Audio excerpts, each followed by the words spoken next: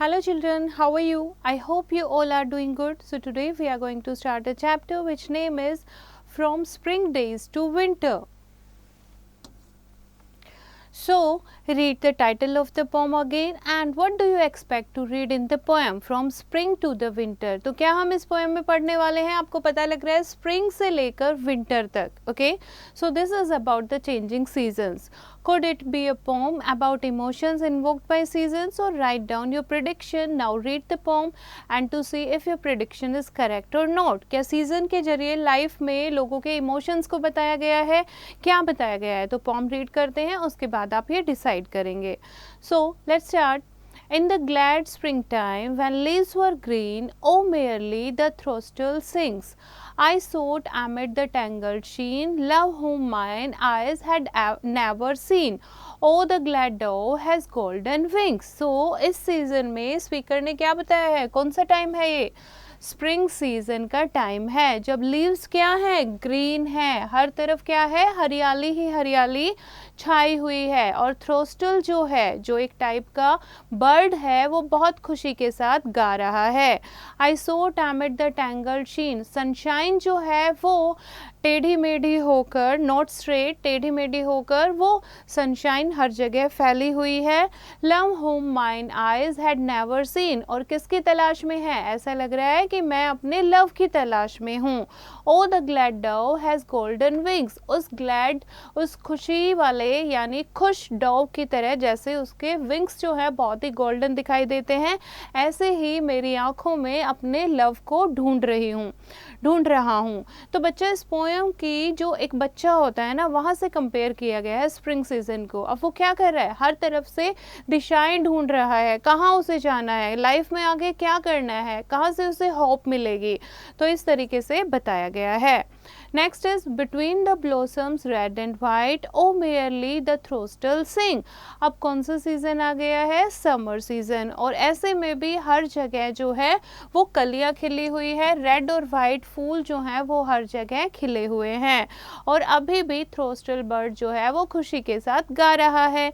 My love first came into my sight, O perfect vision of delight, O the glad dove has golden wings. अभी भी Dove जो है वो काफ़ी happy है और उसके गोल्डन विंग्स हैं. और ये सिंबलाइज करता है कि जब हम युथ में पहुंच जाते हैं, यानी जो हम चाहते हैं, यानी स्पीकर का लव उसे मिल गया है, राइट. जो हम लाइफ में चाहते हैं, अचीव करना चाहते हैं, जो हमारा टारगेट है, वो अब हमें मिल गया है, right. Come to the next. The yellow apples glowed like fire, oh merrily the throstle sings. Oh love too great for lip or lyre, and blown rose of love and of desire. Oh the glad dove has golden wings. So अब ये कौन सा season बताया है? Autumn का season बताया है. जो एप्पल जो है वो येलो हो गए हैं और ऐसा लग रहा है कि उनमें फायर लगी हो, उनमें आग जल रही हो. अभी भी थ्रोस्टल बर्ड जो है वो बहुत खुशी के साथ गा रहा है और मैं अपने लव के साथ बहुत ही खुश हूँ, उसके लिए म्यूजिकल इंस्ट्रूमेंट बजा रहा हूँ. Blonde rose of love and of desire. तो ये क्या शो करता है कि अब मुझे जो लाइफ में चाहिए था वो मुझे मिल चुका है. अब मैं एक्सपीरियंस गेन कर रहा हूँ कि मैं अपने अनुभव चेक कर रहा हूँ कि मैंने लाइफ में क्या क्या किया है, क्या गलत किया है, क्या सही किया है, क्या मेरी डिज़ायर्स थी, क्या वो फुलफिल हो गई है या नहीं. अब मैं उनको देख सकता हूँ कि मैं लाइफ में कौन सी स्टेज पर पहुँच गया हूँ. Now, but now with snow the tree is grey, oh sadly now the throstle sings.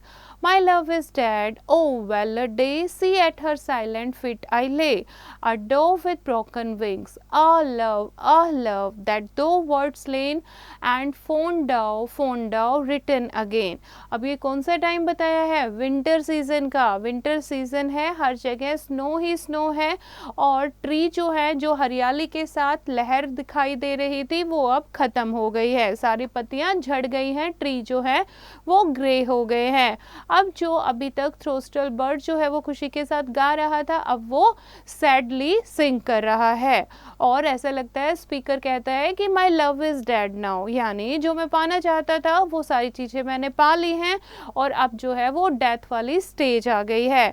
यहाँ पर वो सोचता है कि जैसे डव अभी तक उसके गोल्डन विंग थे, यहाँ पर उसको विंग जो है वो टूटे हुए मिलते हैं, यानी कि लाइफ के हम लास्ट फेज में आकर इतनी रिस्पॉन्सिबिलिटीज़ हमारे ऊपर आ जाती हैं, इतने हम बूढ़े हो जाते हैं कि आगे कुछ भी नहीं कर पाते और हम बहुत ही ज़्यादा हेल्पलेस फील करते हैं। सो इस तरीके से पोएट जो है, स्पीकर जो है वो कहता है कि वो डव जिसके गोल्डन विंग थे, क्या वो टाइम दोबारा आ सकता है? अगर आ सकता है तो वो टाइम फिर से आ जाए। सो बच्चे, this beautiful poem is written by Oscar Wilde. About the poet, Oscar Wilde was an Irish playwright, novelist, essayist, and poet. His work is characteristic of his brilliant wit and humor, along with his flamboyant writing style. So, this is the chapter, bachche. I hope you have understood the chapter. You have to read it once again and do the practice of exercise yourself.